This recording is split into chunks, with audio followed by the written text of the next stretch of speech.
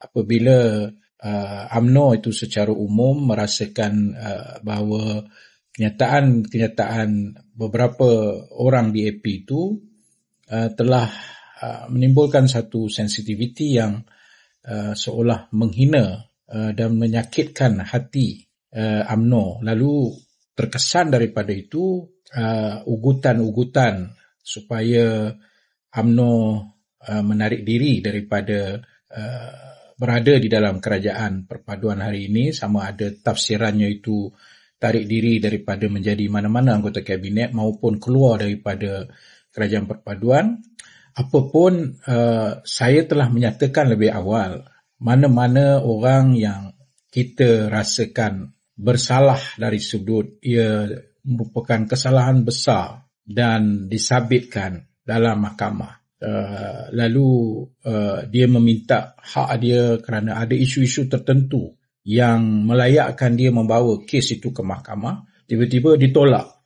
Dalam hal ini addendum contohnya. Ia bukanlah satu sebab kenapa kita perlu meraihkan, malah perlu membuat kenyataan-kenyataan seronok dan sebagainya.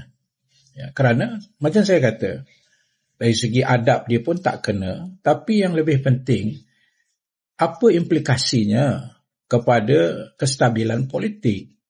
Itu yang perlu diambil kira tentang kemaslahatan yang lebih besar, bukan sekadar kita seronok untuk diri kita dan kita menjejaskan satu benda yang lebih besar daripada diri kita. Dan ada pula pihak-pihak tertentu yang ambil kesempatan dalam hal ini untuk menjadikan ia sebagai satu isu sehingga boleh menggugat kestabilan perpaduan pada hari ini. Malah yang lebih lucu iaitu daripada PAS, apabila pemuda UMNO Dr. Akmal menyebut keluar sajalah daripada perpaduan ini, bentuklah balik Muafakat Nasional, ada juga orang yang sambut daripada PAS dengan menyatakan kita buatlah muafakat dan kita syarat dia UMNO kena tinggal perpaduan, makna tinggal di AP, barulah kita boleh buat muafakat.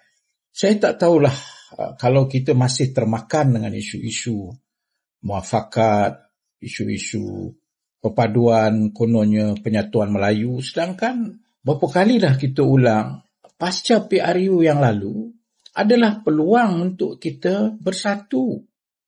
Dan ia bukan dicetuskan oleh apa-apa entiti atau elemen politik. Ia dicetuskan oleh Yang di-Pertuan Agong pada waktu itu, Sultan Abdullah. Jadi peluang dah ada waktu itu. Kenapa kita tidak menggunakan peluang itu untuk parti-parti Melayu khususnya PAS bersatu? Kita duduk dalam kerajaan yang sama. Sekarang bila timbul isu-isu yang hakikatnya bukan mewakili stand resmi di AP pun, mereka gunakan isu ini untuk nak menggugat kestabilan, dan kemudian mereka kononnya nak bentuk muafakat nasional baliklah kononnya. Ini bagi saya adalah satu perkara yang kita perlu berhati-hati, kerana perpaduan ini bukanlah di atas cetusan politik yang ada hari ini. Perpaduan ini adalah daripada cetusan satu institusi yang beyond politics, yang mahu melihat negara ini stabil. Dan ia telah dilakukan oleh Datuk Seri Anwar Ibrahim, oleh Zahid Hamidi, dan rakan-rakan daripada GPS, rakan-rakan daripada GRS, daripada Pakatan Harapan. Jadi, kenapa diulangkan benda ini? Hanya nak cetuskan satu menggugat kestabilan, dan lebih penting pada itu mereka menganggap kononnya kestabilan ini hanya apabila adanya dia di dalam itu, terima dia dulu, tolak yang lain, barulah boleh bersatu. Ini bukan bersatu nama dia.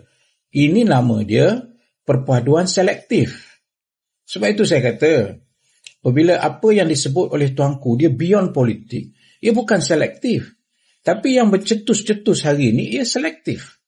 Jadi saya rasa berhentilah kita daripada bercakap tentang perpaduan orang Melayu, sedangkan peluang sudah pun diberikan Dan sekarang kita berada pada tahap yang terbaik. Yang sepatutnya berlaku ialah kita berada di dalam perpaduan yang ada hari ini kerana ia dicetuskan oleh entiti yang bukan politik tetapi melihat kepentingan yang lebih besar, yang dengan ini kita bersyukur pada Allah. Ya, Tuanku yang Tuan Agung telah melihat perkara ini jauh daripada sekadar cetusan-cetusan picisan politik yang perpaduan dia itu adalah selektif dan bukan perpaduan yang hakiki. Assalamualaikum warahmatullahi wabarakatuh.